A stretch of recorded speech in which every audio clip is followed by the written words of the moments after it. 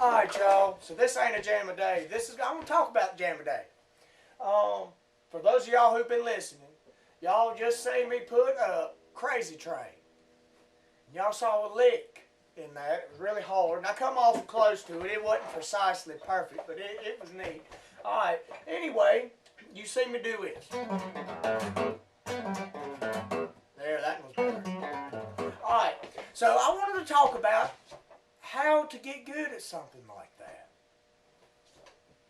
Alright, so what Randy Rhodes was doing, I added an extra string. He uses these three strings. He uses the G string, the D string, and the A string. He starts on the G string and he plucks the 4th fret. He articulates it with his pick. And then he pulls off onto the 2nd fret.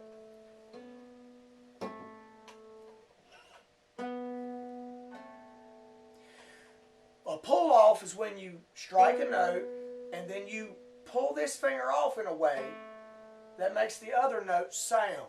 I like to think about it like I'm plucking the string with my original fretted note. So, and then he pulls off yet again onto the open. So it's 4, pull off 2, pull off open. That's all on the G string. Then he goes 1 string towards the ceiling. And he plays the D string on the 4th fret again, pull off 2, pull off open. Then he goes 1 more string towards the ceiling onto a lower string, and he strikes the 4th fret on his A string, pull off 2, pull off open.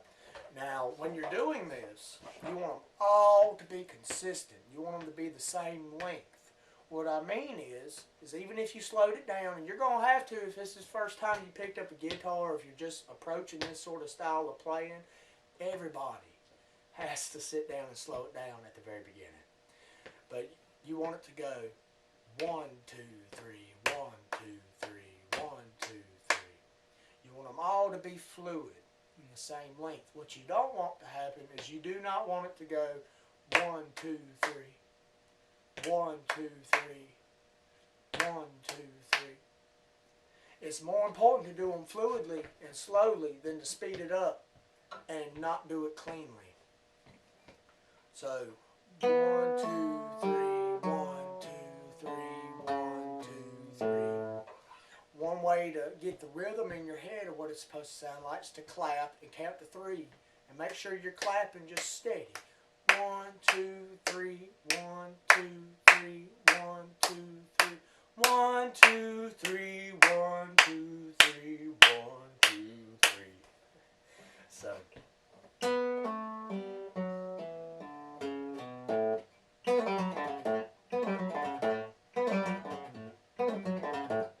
Anyway, it's sort of hard to do on an acoustic. An electric guitar would be a lot easier. And there's a lot of reasons why. One thing is you don't have to pluck an electric guitar as hard to make it actually sound.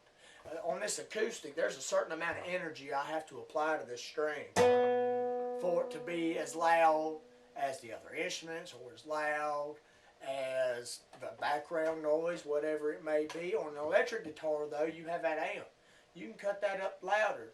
And you don't hurt nobody's ears. If you play a note on the guitar and hurt your ears, cut your amp down. You know what I mean? Anyway, so there we go. Slow it down. Take your time. And there's no shame in going slow. There really isn't. Everybody has to start going slow. You don't start off like a speed demon playing music.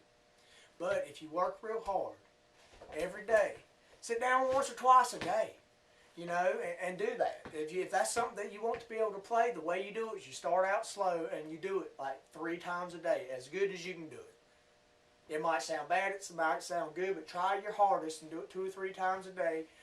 You could do it one in a row, or I like to practice for like 10 minutes, 5 or 10 minutes, take a break, do something else, do some chores around the house. Come back, practice 5 or 10 minutes, take a break, do something else. Come back, practice, and by the time you go to bed, you've done got like 30 or 40 minutes of practice in.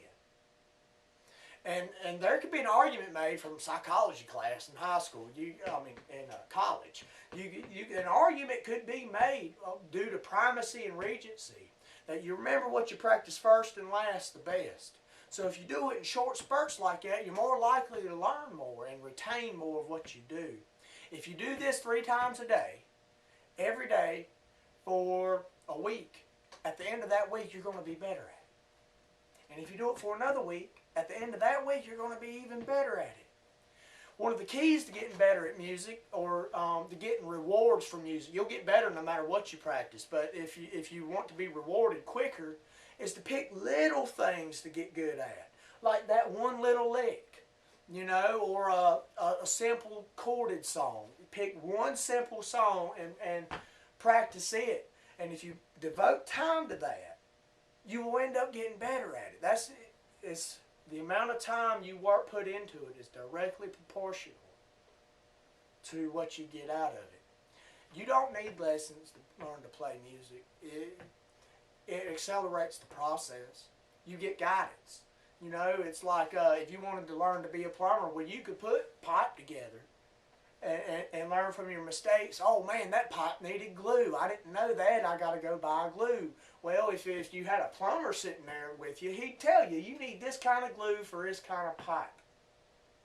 Well, when you get instruction from a musician, when you get lessons, that's what he's doing. He's saying, you need to do this in this situation. Because he's already tried it. He's already been through that.